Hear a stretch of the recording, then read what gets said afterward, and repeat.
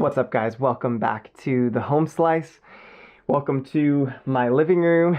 This week I've got the house to myself for a few hours, so I figured I'd get a few edge tests done. We're going to get back to testing different edge preparation methods, and today I've actually got a set of edges that will sort of confirm or deny whether our original dual grit data was on point or not, and I've also got a couple of edges inspired by the scienceofsharp.com that we're going to try out, which will be really fun.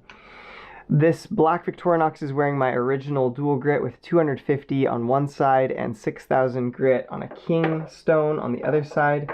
This edge has been prepared the same way, but Todd at the Science of Sharp has done several articles where he's reported good results using a denim strop, at least for straight razors. Now, there's different steel there, there's different angle involved, there's a lot of different variables, so I'm sure that his results are accurate to his application. What I'm wondering is whether or not a denim strop would also be effective at refining knife edges, at least in simple steel like this. And so today we're going to test to see at least whether it affects the longevity of the edge and the initial BESS sharpness numbers.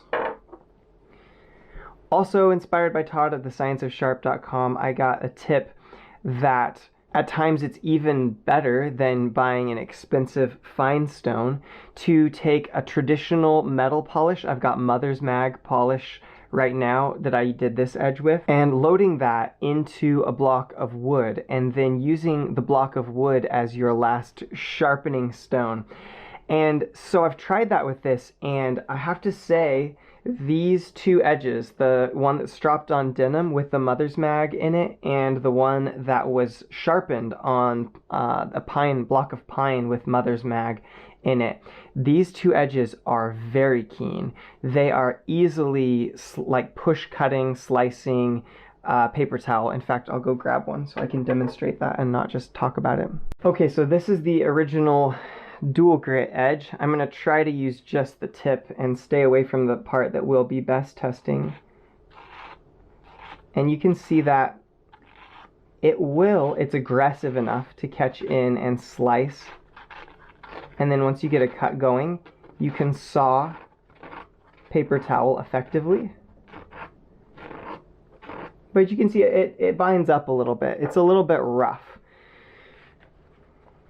Compare that to dual grit that has been sharpened on the denim. Oh, look at that.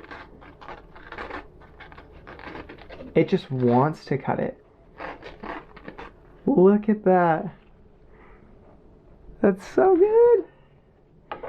And compare that to the fine edge, which was taken to its final edge on a block of pine with Mother's Mag sharpening. And that slides through. Like, I'm not accurate enough that I can just use this part of the edge to do a push cut, but I'm telling you, man, it's clean. These peaks are not tears. This is actually initiation of new cuts. I don't know if you can see how clean that is. So basically today I'm wanting to address this test result where the original dual grit edge got outperformed by some of the fine edges, and also the fact that some of the data is up and down and it's a little bit noisy, I guess. And what I'm wondering is it noisy because the apexes aren't super clean and because the wire of the BESS is not falling at the same exact point on the blade? And so today I've actually set it up so that I can butt the handle of the knife up to the pedestal here and then put the same point on each knife and make sure that that wire is lined up with exactly the same point, not only on each knife, but each test on the knife.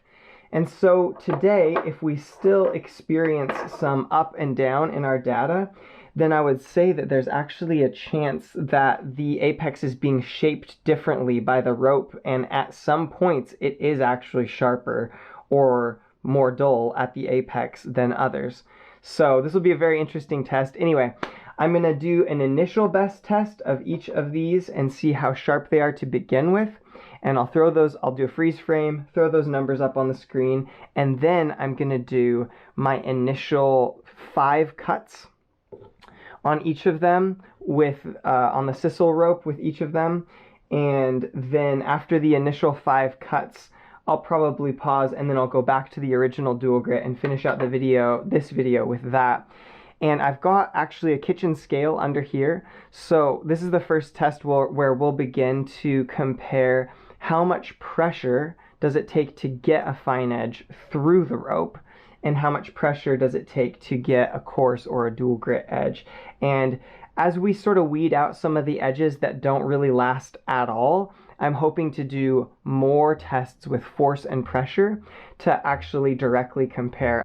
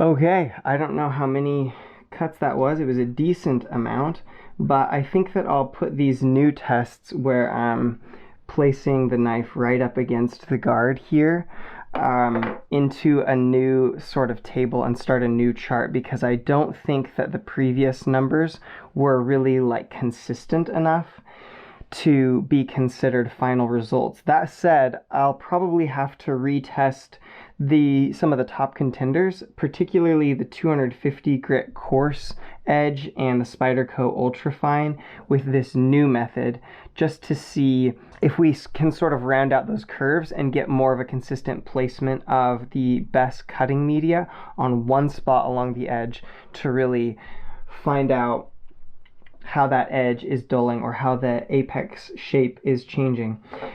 I'll have to look at the graph after I'm done and see how the numbers look. In fact, once I'm done with the graph, I'll put it up here and you can look at it. But as I looked at the numbers as we went through, it looked like there was much more consistency of the string placement. So it looked like the numbers were either going up or going down. They weren't like scattered all over the place as much as the past tests. Interestingly, it came dangerously close to the 400 line and then reclaimed sharpness. It actually went backwards in BESS numbers for a decent stretch there, and it was the exact same piece of edge. So it'll be interesting to see, especially this Mother's Mag sharpened one that's just a fine edge. It'll be interesting to see if we observe similar behavior or if that's a characteristic, particularly of dual grit sharpening.